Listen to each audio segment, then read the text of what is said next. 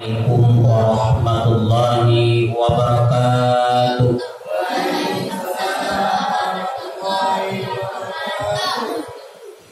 Alhamdulillah wa syukurillah, la hawla wa la quwata illa billah. Asyhadu an la ilaha illallah wa asyhadu anna Muhammadar Rasulullah. Allahumma salli ala sayyidina Muhammad wa ala ali sayyidina Muhammad. Yang kita muliakan pengurus mushola kita, seterusnya yang kita hormati orang tua kami, orang tua kita, Bapak Ibu, dan juga umumnya jemaah yang hadir pada subuh hari ini, yang kita sayangi anak kita. Mudah-mudahan kita semua yang berada dalam mushola ini selalu dimuliakan oleh Allah Subhanahu wa Ta'ala. Puji syukur alhamdulillah kita ucapkan kepada Allah Subhanahu wa Ta'ala dengan kudrah dan iradanya juala. Dengan kekuatan yang diberikan oleh Allah, kita sanggup berada di dalam mushola yang kita cintai ini. Bapak Ibu yang dimuliakan Allah, nikmat yang paling besar yang diberikan oleh Allah kepada kita adalah nikmat kesehatan. Sehat jasmani, sehat rohani. Ada orang yang sehat jasmaninya tapi tak sehat rohaninya. Takkan sampai dia ke mushola, takkan sanggup dia melaksanakan perangkat-perangkat Ramadan itu. Sehat jasmani tapi tak sehat rohani. Ya, siapa yang sehat jasmani, dia masih sanggup ke sana ke sini, ya, masih sanggup dia untuk beraktivitas. Tetapi kadang-kadang, ya, walaupun dia sehat seperti itu, walaupun kadang-kadang rumahnya dekat dengan masjid, tapi untuk hadir ke masjid, untuk hadir ke mushola tak sanggup mereka. Itu adalah orang-orang yang kurang sehat rohaninya baru, ya. Tapi ketika ada orang yang sehat rohani, tak sehat jasmani juga tak mampu untuk ke masjid dan ke mushola, ya. Nah, itu. Maka kedua ini mesti penting bagi kita, sehat jasmani, sehat rohani kita. Kalau sudah sehat keduanya itu, ya, jangankan mushola, jangankan masjid, bukit yang tinggi, ya, gunung yang tinggi bisa mereka daki. Itu sehat keduanya. Maka rahmat kesehatan inilah yang mesti kita syukuri. Bapak Ibu yang dimuliakan Allah, kami pernah melihat mahasiswa-mahasiswi kita, mereka pakai behel, ya, mereka pakai behel. Ditanya sama mereka, behelmu berapa belinya? Mereka bilang, behel itu bermacam-macam belinya, Pak. Ada yang harganya 300, ada yang harganya 700, ada yang harganya 1 juta, ada yang harganya 2 juta sampai 3 juta. Mahal, Pak, katanya. Ya? Jadi walaupun behel itu harganya sampai 3 juta, kira-kira, ya, kira-kira dikasih gratis kita oleh orang behel harga 3 juta. Setelah dikasih, lalu gigi kita ini dicopot oleh Allah Subhanahu wa Ta'ala. Lalu behelnya Bapak Ibu mau taruh di mana? Hah? Kira-kira behelnya mau taruh di mana? Nah, di sini bisa kita pahami, kira-kira yang mahal itu behel apa gigi? Behel apa gigi? Gigi. Sebab kalau nggak ada gigi, semahal apapun behel, nggak bisa kita taruh. Yang kedua, gigi ini ditakdirkan oleh Allah tidak bisa memanjang. Gigi tidak bisa memanjang.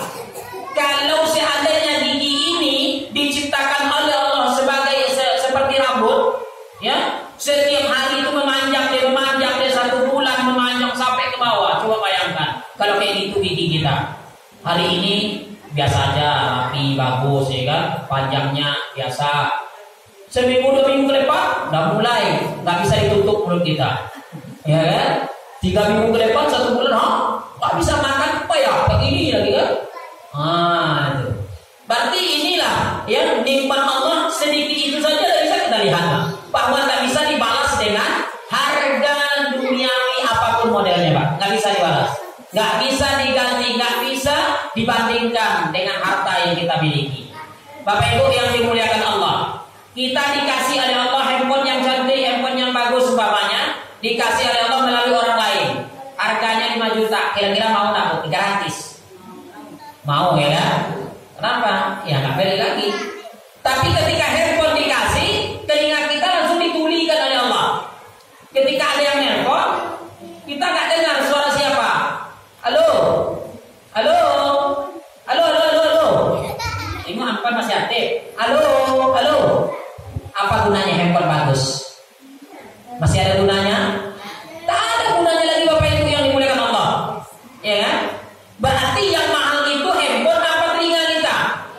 Telinga. Apapun sekarang yang kita miliki di dunia ini, yang mahal itu bukanlah harta yang kita miliki itu Bapak Ibu, tapi yang mahal adalah kesehatan jasmani dan kesehatan rohani. Bapak Ibu yang dimuliakan Allah SWT, inilah yang mesti kita syukuri. Apalagi di dalam bulan suci Ramadan, di awal Ramadan di awal Ramadan kita sudah diingatkan, man fariha bidukhuli Ramadan, haramallahu jasaduhu alanna. Siapa yang senang nanti bergembira bangga dengan datang Ramadan, badan awak sudah diharamkan oleh api neraka, Pak. Diharamkan oleh Allah api neraka memakannya. Itu baru nyata Ramadan Bapak Ibu yang dimuliakan Allah. Ya. Ditambah di dalam bulan Ramadan setelah kita berpuasa, masuk dalam bulan Ramadan kita laksanakan puasa. Man shoma Ramadana imanan wa ihtisaban ghufira lahu ma taqaddama min dzanbi. Ya. Siapa yang mengerjakan puasa dengan penuh iman dan ihtisaban, yakin karena Allah Subhanahu wa taala, dia jaga pahala puasanya, Allah ampunkan dosa kita setahun yang lewat. Alhamdulillah itu Bapak Ibu, setahun yang lewat. Ya, diampunkan. Berarti kita melaksanakan puasa nih, sekarang sudah bersih kita. Ya, karena setahun yang lewat sudah diampunkan, Pak.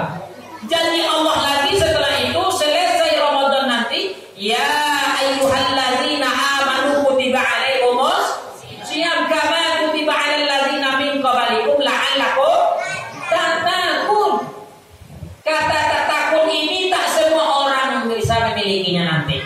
Walaupun semua kita di Perumahan Kota Tinggi ini Bapak Ibu hadir ke musola, ya, dia laksanakan tarawih, dia laksanakan puasa, tadarus Al-Quran, ya, belum tentu kita semua dapatkan derajat takwa itu, Pak. Yang mendapatkan derajat takwa itu hanyalah orang-orang pilihan Allah. Apa kita termasuk orang pilihan Allah? Maka berusahalah untuk itu. Kita tak tahu, itu rahasia Allah. Bagaimana kita bisa mendapatkan derajat takwa itu? Maka laksanakanlah perangkat Ramadan itu, Pak. Yang kami bilang tadi, laksanakan perangkat Ramadan sebaik mungkin. Mana perangkat Ramadan itu? Yang pertama, di siang hari kita berpuasa. Puasa ya berarti menahan. Tapi tak cukup dengan menahan lapar, dan dahaga kita. Semua anggota tubuh usahakan untuk berpuasa. Bapak Ibu yang dimuliakan Allah, selama Ramadan, di siang Ramadan, segala yang halal jadi haram. Segala yang halal jadi haram. Ya, kecuali bagi orang-orang yang memang ditakdirkan oleh Allah untuk tidak dibolehkan berpuasa, seperti ya ibu-ibu yang sedang datang bulan. Nah, kalau mau makan, makanlah di siang itu. Kalau mau minum, minumlah. Kalau menghabiskan kue dan sebagainya, bola habiskanlah, tidak ada masalah itu. Tapi sehat-sehat saja, ya, tidak ada halangan dan rintangan. Maka di siang Ramadan, ya, haram kita memakan dan melakukan hal yang sudah dihalalkan oleh Allah Subhanahu Wa Taala. Ya, mau makan, haram. Kapan halalnya, Pak Ustaz? Halalnya setelah maghrib.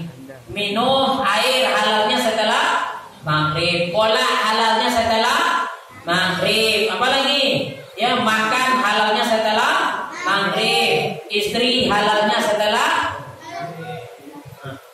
Kok jawab?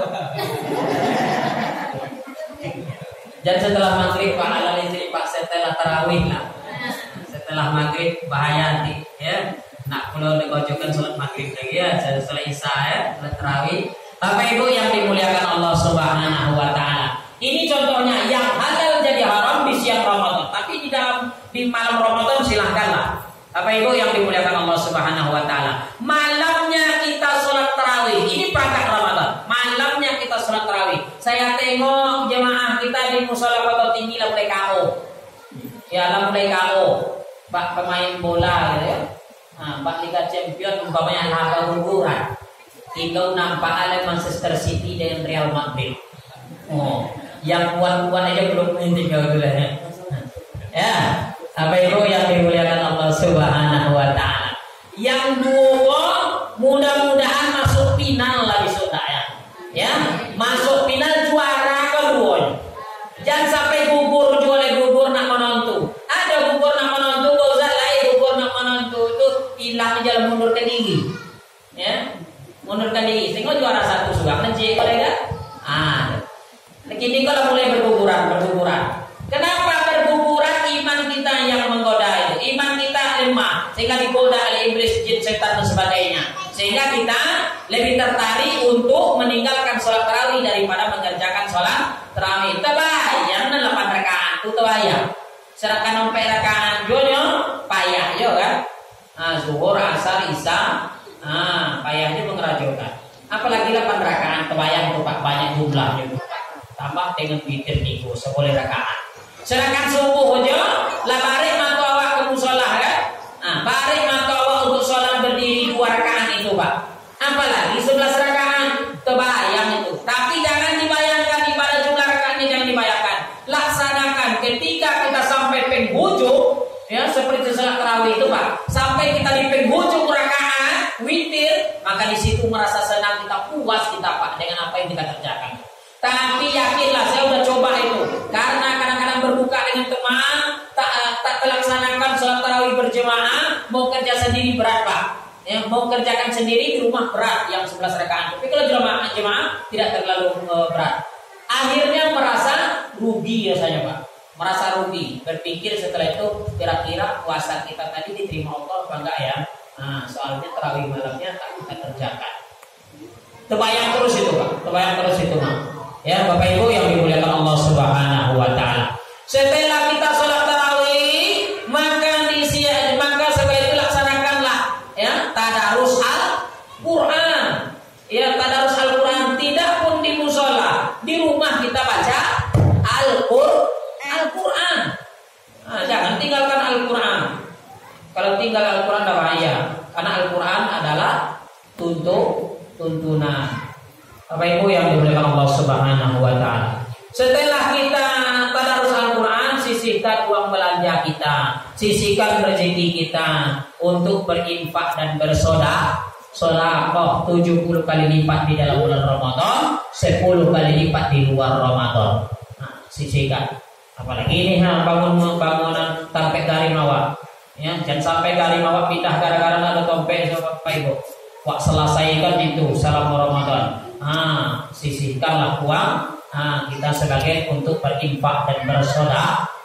Selama rumah itu dipakai oleh karir kita untuk menghuni musola, untuk mengimarakan musola, untuk menghidupkan musola, untuk bisa berjemaah di musola, selama itu pula Bapak Ibu yang menyumbangkan pasir, semen, batu dan lain sebagainya akan mendapatkan pahala dan kebaikan. Tak mati kami Ustaz. Walaupun mati tetap dapatkan pahala selama bangunan itu dipakai untuk kebaikan.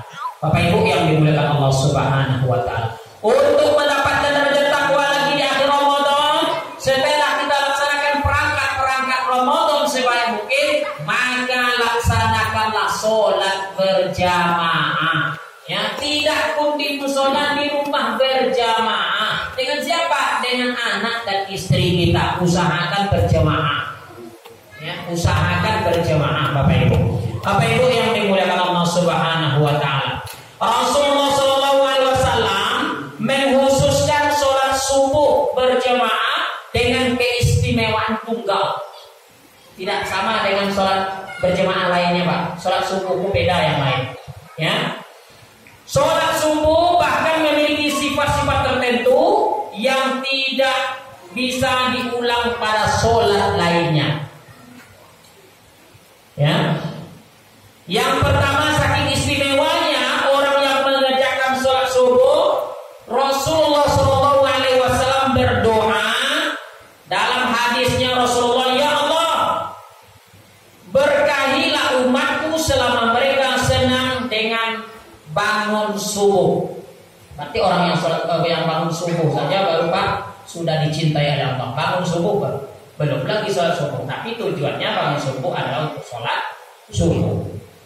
Itu adalah hadis Tirmizi, Abu Dawud dan Ibnu Majah.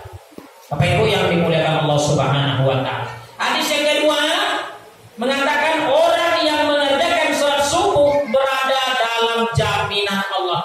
Tidak ada yang kita ragukan dengan rezeki kita. Allah akan jamin rezeki kita bagi orang yang rajin bangun subuh untuk melaksanakan sholat subuh. Nah, sabari-bari aku mantu awak Bapak Ibu. Ya, sabari-bari aku mantu awak. Usahakanlah bangun subuh untuk sholat subuh. Saya ulangi, kalau pun tak bisa kamu sholat di rumah, sholat subuh. Yang penting sholat subuh Pak. Tapi di sini bagi orang berjemaah dan jelas pahalanya jauh lebih daripada sholat sendirian 27 derajatnya Pak. Itu di 2 Ramadan, dalam Ramadan tentu lebih lagi. Bapak Ibu yang dimuliakan Allah Subhanahu wa taala. Orang yang sholat subuh disaksikan oleh ribuan malaikat. Kenapa ribuan malaikat yang menyaksikan? Karena di waktu subuh ini Bapak Ibu yang dimuliakan Allah, pergantian shiftnya malaikat. Malaikat siang dan malaikat malam. Malaikat siang dan malaikat malam. Jadi ketika malaikat siang dan malaikat malam ini bergantian, berjumpalah mereka di saat ya, orang melaksanakan sholat subuh. Mereka sama-sama menyaksikan pelaksanaan sholat subuh. Selesai sholat subuh, yang malaikat bertugas malam baru mereka kembali pada tempatnya masing-masing. Mana yang sudah diatur oleh Allah Subhanahu wa taala, maka yang bekerja malaikat siang. Nah, ini Bapak Ibu yang dimuliakan Allah, jangan kita tinggalkan. Kita disaksikan oleh ribuan malaikat. Barang siapa yang melaksanakan sholat subuh berjemaah, berarti sudah melakukan sholat semalam suntuk. Ya, hadis riwayat Bukhari sahih. Hadis yang paling sahih Pak, Bukhari dan Muslim. Itu hadis yang paling sahih, paling atas itu. Ya. Barang siapa yang melakukan sholat subuh berjemaah berarti sudah melakukan sholat semalam suntuk menurut Rasulullah SAW. Begitu besar pahalanya. Satu sholat subuh saja yang kita kerjakan sudah sama pahalanya dengan orang yang mengerjakan sholat sepanjang malam. Itulah maksudnya. Bapak Ibu sholat sunat sepanjang malam, tidak ada tidur sampai subuh. Ya, sama besar pahalanya dengan kita sholat subuh berjamaah. Satu cuma banding satu malam. Coba bayangkan besar kelebihannya sholat subuh berjamaah. Bapak Ibu yang dimuliakan Allah Subhanahu wa taala, ada sebuah kisah yang menceritakan kepada kita ketika seorang anak muda pergi berjamaah, ingin berjamaah subuh ke masjid, lewatlah dia sebuah tempat, ya, sebuah tempat yang agak gelap. Di situ ada belokan, ya, sunyi di situ Bapak Ibu. Beliau sudah mandi, sudah pakai pakaian yang bersih, sudah pakai harum-haruman untuk berjemaah subuh. Tahu-taunya sampai ke tempat yang agak gelap tadi jatuh dia. Jatuh, ya. Bangun, pulang ke rumah, mandi lagi, bersihkan badannya lagi, ganti pakai lagi harum-haruman, niat kembali yang kedua, pergi jemaah subuh. Dengan niatnya tadi kembali lagi untuk jemaah subuh. Pak, sampai pada tempat yang sama, jatuh lagi. Bangun, ya, pulang ke rumah, bersihkan pakaiannya, bersihkan badannya, pakai harum-haruman, berangkat lagi Pak, yang ketiga kalinya. Niatnya tetap untuk berjemaah subuh. Sampai di tempat yang sama, perasaannya ingin jatuh lagi. Karena udah 2 kali jatuh, perasaannya sampai di tempat yang tadi Pak ingin jatuh lagi, tapi tak ada jatuh. Ditengoknya kiri kanan. Kok tak jatuh lebarnya saja kan? Kamu kemudian nampak lagi depannya tuh seorang manusia yang separuh badan. Dihampirinya, ditanyanya lah bapak ini siapa? Apa tujuan bapak berdiri di sini? Saya ke sini mau menjemput kamu, katanya. Karena saya kasihan dengan kamu. Setiap kamu tadi mau pergi jemaah subuh sampai di sini jatuh terus. Kamu balik ke rumah sampai sini jatuh lagi. kasihan aku nengok kamu, biar ku bimbing kamu ke masjid. Kata bapak yang seperobaya. Maka diikutilah oleh seorang pemuda ini sampai ke masjid. Sampai ke masjid, pemuda ini masuk ke dalam masjid. Ditengoknya ke belakang, bapak ini tak masuk ke masjid. Dipanggilnya lah bapak itu, Pak, ayolah kita berjemaah. Kata bapak itu, kamu aja lah berjemaah. Saya balik ke belakang, katanya. Kenapa bapak balik ke belakang? Bukannya jemaah itu dianjurkan, Pak? Kata pemuda, sebenarnya bapak ini siapa? Kok gak mau sholat dengan kami? Dijelaskanlah sama bapak itu, sebenarnya saya ini adalah jin iblis. Kalau bapak jin iblis, kenapa bapak antar saya ke masjid untuk sholat berjemaah? Ya aku kasihan nengok kamu tadi. Sebenarnya yang menjatuhkan kamu itu saya, katanya. Oh, bapak yang menjatuhkan saya tuh. Kenapa bapak jatuhkan saya? Ya, biar kamu gugurkan niatmu untuk berjemaah subuh. Jadi pertama kali kamu lewat di situ saya jatuhkan, ya, supaya kamu tidak kembali untuk kembali ke masjid. Tahu-taunya kamu masih kembali ke masjid. Niat kamu yang pertama itu ke masjid untuk jemaah subuh, Allah ampunkan dosamu dan dosa keluargamu. Kata iblis itu.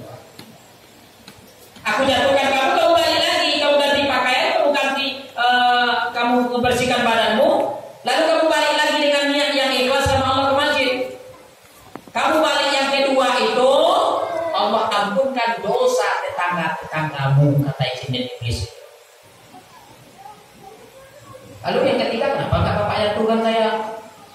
Kata pemuda, kalau saya jatuhkan kamu yang ketiga kalinya, maka dosa orang sekampung ini Allah ampunkan karena niatmu tulus untuk berjemaah ke masjid. Makanya tak saya jatuhkan. Kalau saya jatuhkan, saya nggak punya teman lagi di sini. Kan? Berarti bapak ibu yang dimuliakan Allah, orang yang tidak sholat subuh, dah jelas kawan setan, kawan iblis. Inilah nanti yang menemani di saat sakratul maut. Yang ngasih minum nanti Pak di saat sakratul maut itu hausnya luar biasa. Ya, ada malaikat di situ, ada iblis jin di situ. Maka orang yang tidak mau sholat, ya, orang yang tidak mau sholat, maka dia akan menerima pemberian daripada iblis dan jin, minuman yang sangat melepaskan dahaga, yang akan mereka bawa nanti pakai ceritnya masing-masing. Ketika kita minum, ya, air yang dibawa oleh jin dan iblis itu, ya, seteguk kita minum, langsung kita meninggal dunia, langsung kita mati dengan menganggukkan, ya, dengan mengiyakan, dengan meminum tadi, akhirnya kita mati dalam keadaan kekafiran. Maka hati-hati, makanya tidak boleh banyak bunyi